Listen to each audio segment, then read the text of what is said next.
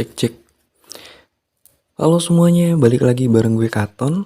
Kali ini gue akan membawakan sebuah film yang berjudul Clown Town tahun 2016. Tidak lupa gue selalu mengingatkan kepada kalian untuk selalu makan menggunakan mulut ya. Film diawali dengan memperlihatkan sebuah rumah pada latar waktu di tengah malam. Terlihat ada seorang pengasuh dari kedua anak kecil yang bernama Ricky dan juga Megan. Lalu ia pun menyuruh mereka berdua untuk tidur dan semuanya masih berjalan sangatlah normal seperti tidak ada satupun hal yang mencurigakan. Sampai suatu ketika pengasuh itu mendengar suara yang cukup keras berasal dari kamar mereka. Setelah diperiksa ternyata tidak ada apapun yang terjadi, melainkan pengasuh tersebut malah ditusuk oleh seseorang.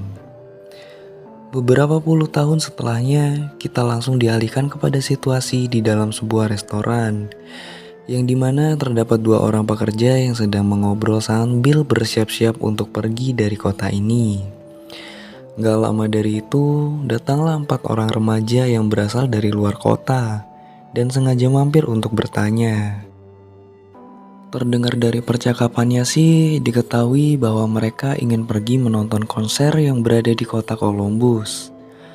Beruntungnya ada seorang serif yang baik hati di restoran itu dan langsung membantu mereka untuk mencari jalan pintas.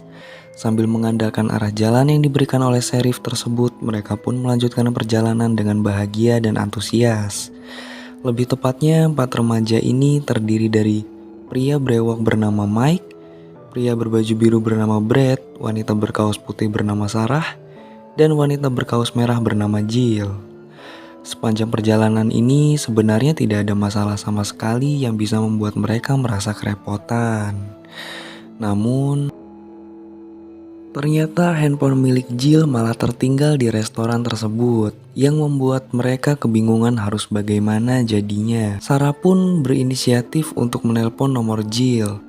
Dan untungnya handphone itu sudah disimpan oleh seseorang. Kemudian orang itu berkata bahwa mereka tidak perlu balik lagi ke restoran itu, karena orang tersebut sudah menunggu di sebuah kota kecil yang sejalur dengan posisi mereka.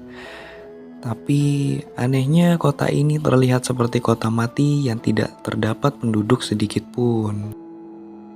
Bisa dibilang orang macam apa yang merencanakan pertemuan di tempat seperti ini, serta terkesan tidak serius sama sekali. Baik sudut demi sudut maupun rumah demi rumah, benar-benar tidak ada orang yang menempati satupun. Di sisi lain, scene kembali lagi kepada dua orang pekerja tadi yang sedang pusing karena tidak ada jalan pintas selain kota Clinton. Sialnya, dua orang pekerja itu malah tidak tahu sama sekali kalau terdapat orang misterius yang sedang mengintai mereka. Di lain situasi, Jill sudah mengikhlaskan handphone miliknya dan mengajak teman-temannya untuk segera pergi dari kota ini. Akan tetapi perjalanan pergi tidak akan semudah itu, karena mobil mereka malah mogok secara tiba-tiba.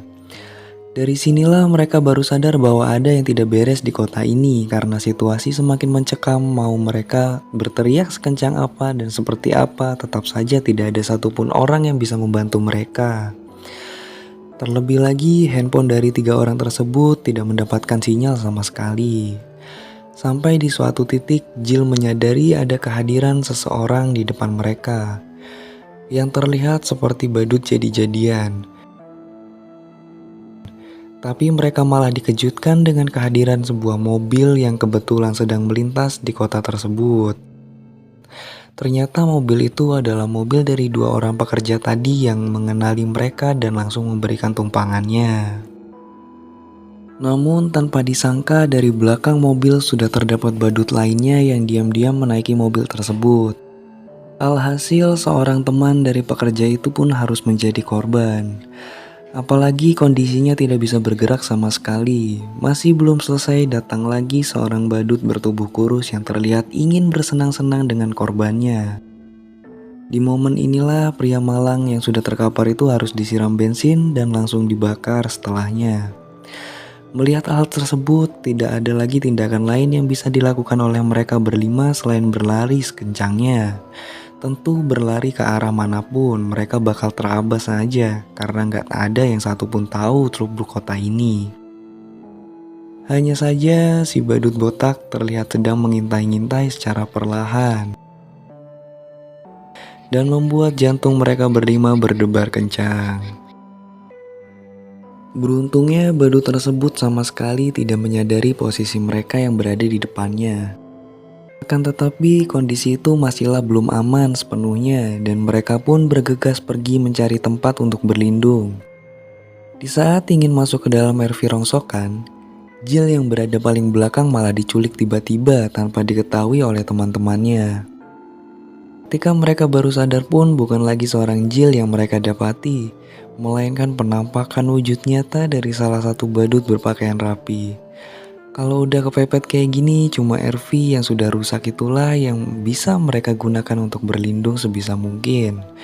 Walaupun mereka sendiri pun sadar bahwa mobil ini tidak akan bertahan lama. Dengan posisi yang sudah dikepung oleh para badut, benar saja kaca demi kaca dari mobil itu mulai dipecahkan satu persatu. Dan hal tersebut membuat kondisi semakin histeris. Beruntung ada seorang kakek-kakek yang tidak tahu berasal dari mana dan sengaja menyelinap untuk menolong mereka. Dengan cepat mereka pun mengikuti kakek itu yang tidak memberitahu sama sekali akan kemana. Tapi setelah dilihat-lihat, ternyata si kakek sudah memiliki sebuah markas rahasia yang selama ini ia andalkan untuk bersembunyi. Dikarenakan polisi tidak pernah datang sama sekali apalagi membantu sedikit pun. Belum diketahui pasti apa penyebabnya, tapi yang jelas kakek itu pernah menjadi warga di kota ini dan hidup mandiri dengan keluarganya. Namun sial di tengah-tengah pembicaraan mereka harus mendengar suara berisik yang berasal dari pintu masuk. Seketika itu juga pun si kakek langsung mengajak mereka pergi melalui pintu belakang. Tanpa diduga pria pekerja itu malah ditarik secara mendadak. Di ruangan inilah pria itu harus berhadapan dengan badut berpakaian rapi yang selalu membawa linggis kemana-mana. Naasnya hanya dengan satu kali pukulan saja pria tersebut harus mengalami luka robek di mulutnya dan juga tewas dalam sekejap. Untuk kondisi di luar ruangan, badut berpostur kurus sudah terlihat juga di tempat itu sambil menghampiri mereka. Gara-gara terlalu panik, jadinya mereka berempat pun harus terpencar yang dimana Brad berlari dengan Sarah dan Mike berlari dengan si kakek. Namun situasi Brad dan Sarah lebihlah sulit daripada yang lain karena badut berpakaian rapi jauh lebih cerdik daripada komplotannya. Alhasil sendiri Brad harus bersembunyi di bawah kawat besi, sedangkan Sarah tidak tahu lagi harus gimana. Ujung-ujungnya badut itu pun berhasil menangkap Sarah dan langsung menyeretnya untuk dilempar dari atas gedung. Untung saja Brad masih sempat untuk menolong Sarah tepat waktu dan menggagalkan rencana dari badut tersebut. Setelah si badut udah gak bisa lagi bergerak sama sekali, Brad pun langsung membantainya tanpa ampun menggunakan linggis dari badut itu. Pada situasi yang sama datanglah si kakek bersama Mike yang berhasil melarikan diri sebisa mungkin dari titik inilah secara tidak sengaja menemukan handphone milik Jill yang berada di kantong pria itu. Dan ia juga melihat sebuah tato tepat di lengannya. Setelah diingat-ingat ternyata pria ini adalah pria yang sama ketika mereka berada di restoran tadi siang. Dengan kata lain ialah satu-satunya sosok yang mengambil handphonenya Jill dan menjebak mereka untuk bertemu di kota ini. Jadinya si kakek pun langsung mengajak mereka kabur dengan mengandalkan catatan yang sudah ia tulis. Ya, walaupun kakek itu tidak akan melanjutkan perjalanan, tapi setidaknya ia sangat berguna untuk menolong mereka bertiga. Ternyata Jill masihlah hidup dengan kondisi yang sedang disekap oleh para badut. Bahkan di kota itu juga terdapat badut perempuan yang selama ini memiliki hobi untuk mendandani korban wanita. Akan tetapi tidak ada cara lagi untuk menyelamatkan Jill pada saat itu. Karena teman-temannya sudah berusaha kabur menggunakan mobil dari dua orang bekerja yang tadilah pokoknya. Namun lagi-lagi belum lama berjalan mereka pun terpaksa berhenti setelah melihat seseorang yang berada di tengah jalan. Tanpa disangka orang itu ternyata adalah si kakek tua yang sudah sekarat dengan kondisi tubuh dipenuhi lumuran darah. Sialnya pada momen itulah kedua badut tersebut kembali menyerang mereka secara mendadak. Jadinya Brad pun berlari ke sembarang arah dan terpaksa meninggalkan kedua temannya. Aduh, Bang Brad. Tidak jauh dari pelariannya, Brad melihat ada rumah yang masih menyalakan lampu di dalamnya. Mau gak mau, ia pun masuk ke rumah tersebut dan melihat seorang wanita yang sedang terduduk. Awal-awal sih Brad masih yakin untuk meminta bantuan kepada wanita itu. Tapi tidak lagi setelah ia menyuruh Brad untuk menunggu kedatangan anaknya. Benar saja secara tidak sengaja Brad melihat salah satu foto dari sebuah keluarga yang juga disimpan oleh si kakek tua. Dari sinilah wanita itu mengaku bahwa suaminya sudah melarikan diri setelah sadar kalau anak serta istrinya tidak lagi bertingkah seperti manusia normal. Ya, tidak heran jika Ricky yang dulunya berisi sekarang malah jadi kurus kering seperti ini. Jadi tuh psikopat ini nih bocil yang di awal film itu loh guys, yang babysitternya dibunuh itu loh. Ya itulah pokoknya. Pada situasi yang berbeda, Jill tidak lagi sendirian di tempat penyekapannya, melainkan Sarah bersama Mike juga disekap oleh si badut botak. Awalnya sih gue meragukan kenapa badut itu bisa menyeret dua orang sekaligus ya. Ternyata ada bajindul yang lain. Apalagi badut-badut itu ternyata sudah didukung oleh seorang sheriff yang sebelumnya juga berada di restoran yang sama. Pantesan aja selama ini gak ada polisi yang mengetahui keberadaan para korban. Karena sudah bertahun-tahun sengaja ditutupi oleh seorang sheriff. Di situasi inilah para badut itu harus mengeksekusi korban-korbannya sebelum hari berganti menjadi pagi. Setelah giliran Jill untuk dihabisi sudah selesai, masihlah tersisa Mike dan juga Sarah yang terus-terusan berteriak untuk meminta tolong. Tapi mengejutkannya, sheriff itu malah memarahi si badut karena ia merasa capek untuk menutupi kasus-kasus ini. Ya, sudah jelas hal itu pun gak bakal membuat si badut senang, melainkan si sheriff malah ditikam secara tiba-tiba.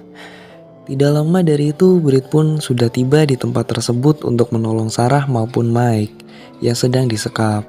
Hanya saja kondisi ini malah harus memakan waktu yang lebih lama karena situasi Mike yang sudah disekap dengan tangan tertancap paku. Beruntung Mike masih sempat untuk membunuh salah satu badut yang berusaha untuk melukainya. Seketika itu pun mereka bertiga melarikan diri secepat mungkin. Dan kebetulan terdapat sebuah mobil yang digunakan oleh para badut. Pada momen seperti inilah ternyata terjadi baku hantam antara Mike dan si badut botak yang berujung kondisi keduanya harus tewas satu sama lain. Berbeda halnya dengan Brad maupun Sarah yang berhasil menghindar dari si badut kurus dan mereka pun juga berhasil keluar dari kota tersebut. Pada akhirnya tersisalah dua orang badut yang merupakan kakak beradik seperti apa yang kita lihat di awal film. Tamat. Dan endingnya sangat menggantung. Ya, itulah tadi alur cerita film Clown Town guys. Jujur sih filmnya bagus ya. Berharapnya sih ada sequel lanjutannya gitu biar bisa kita bahas lagi. Tapi mungkin untuk saat ini cukup sampai di sini dulu. Gue pamit dulu ya. Oke, bye-bye.